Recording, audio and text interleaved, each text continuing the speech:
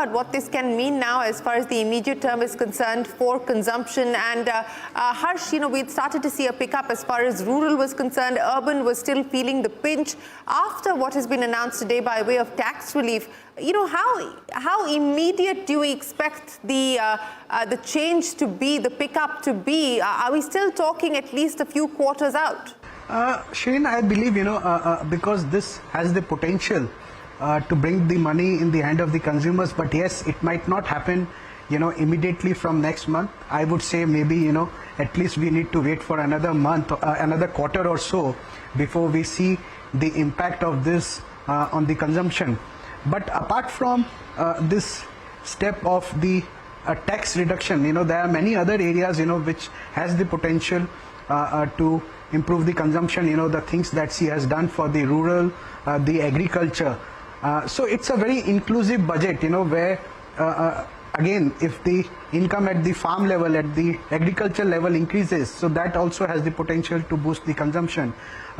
These things also, if the consumption increases, it will help in improving the private investment, which we all are talking about, it's not growing or it's not happening as per the expectation. So I think this is a big move, and this has the potential to impact in many ways in the economy. Yes, Anant, going back to the changes, and we've also seen, even as far as the auto sector is concerned, specific changes. In fact, the customs duties on CBUs has been cut across cars, and I'm given to understand across two-wheelers as well. Specifically from the auto sector's point of view, anything, and of course, lots there on the clean energy transition, batteries, and so on and so forth. Anything there in specific that you liked? Yeah, I think there was a boost towards electrification. So there was a fair amount of mention on battery, on rare minerals, and making that more accessible for battery manufacturing and storage. Recycling of battery is likely to get a fair amount of boost over time, and general mention of clean tech across the board. Besides that, I would say there was not much else. We are seeing fairly positive headwinds today on the two-wheeler sector and on the farm sector, positive tailwinds on SUVs. I think it is the CV and passenger segment that we hope to see increase, but not much mention on the budget, largely on the auto sector, except for a thrust on making EVs more real.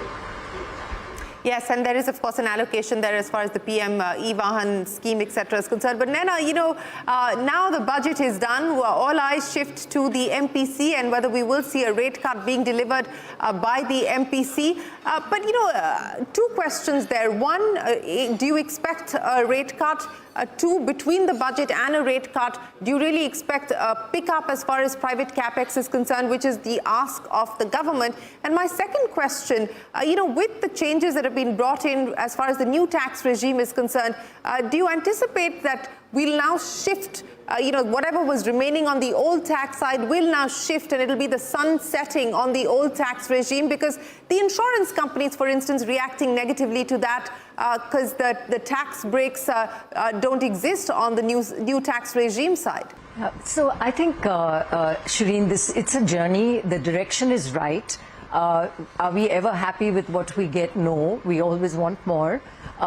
Does private sector capex go up just because demand and consumption is addressed to some extent through the changes in this budget? Not in itself. So the issues in terms of challenges of ease of doing business, the way trade might develop, even while we look through thrust exports with all the advantages of presenting and being part of a global supply chain with the China +1 type of strategy, is happening at a time where tariffs are going up, certainly from one of our biggest trading partners, being the US. So there are headwinds in trade and exports, which may in fact get in the way of our own thrust in exports. So we can only do what we can do, putting domestic consumption, job creation at the local level, domestic tourism, etc., is in our hands. And even while we push to be part of that export chain.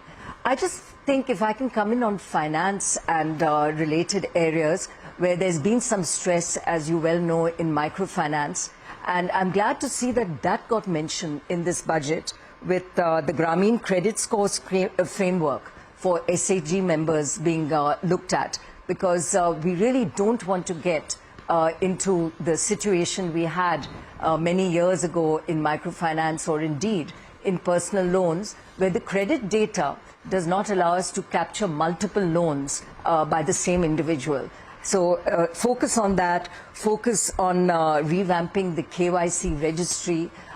These are all going to be helpful in terms of the financial infrastructure that we need to help that growth and consumption.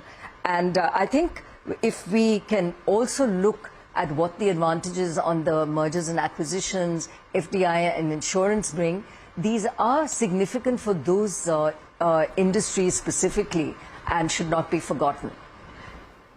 Yes, point well taken there, Naina. And of course, just continuing with that, the measures that have been undertaken for MSMEs, including the change in classification, credit guarantee enhancement. Shubhrikant, what does all of that bode as far as the MSME sector is concerned? So, Shireen, as far as the MSME sector is concerned, I think there was a lot of focus on that, and rightly so, because MSMEs are the backbone of any economy, and India is obviously not only not an exception, but is perhaps even more so in our case here. So something that we have been advocating for, which is an increase in the threshold of the definition of MSME, so increase in the threshold pertaining to investments and turnover, that has been granted, as well as a higher limit for the credit guarantees. So all of that will help, bring more money into SMEs, make credit available. But that apart, I think the general focus in terms of, even the export promotion mission, where it's not just the commerce and the finance ministries, but also the MSME ministry which comes into play, I think is important.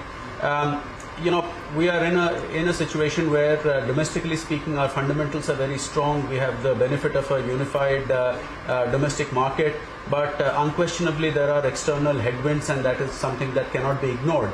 And in that context, I think MSMEs need hand-holding, and this budget does have plenty on offer in terms of hand-holding MSMEs, and see that they continue to play an integral role in India's growth story, thereby making growth more broad-based, more inclusive, and also with a positive impact on jobs.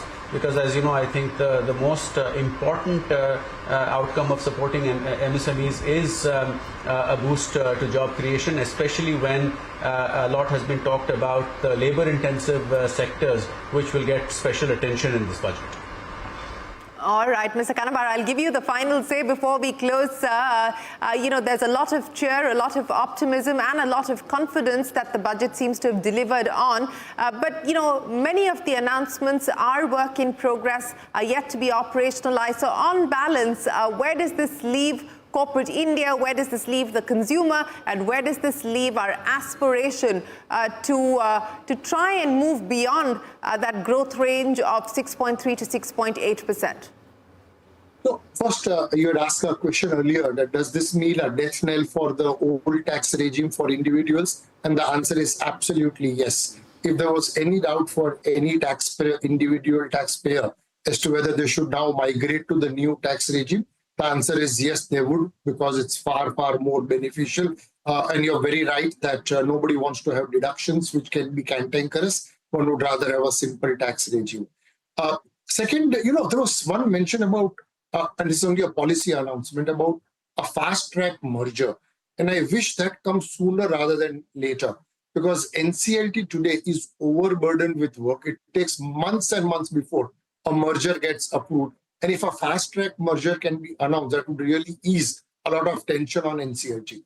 Coming to your question, this is a very forward, but is always a work in progress. One will wait to see next week as to what does the new income tax bill say.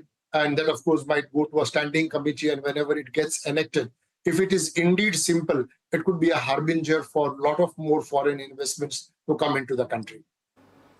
All right, gentlemen, we will leave it there. Naina Lal Kidwai, Vijay Shankar, Shubhakant Panda, Harsh and Anant Goenka and Dinesh Kanabar. Always a pleasure. Thanks very much to the top brass at FICCI for joining us here with your quick analysis of the budget that's been delivered by Nirmala Sitharaman. And the hope is that it will unleash the animal spirits, not just of corporate India, but of the Indian consumer as well. We will take a break. There's a lot more coming up on CNBC TV18. Don't go anywhere. We're back in a moment with more.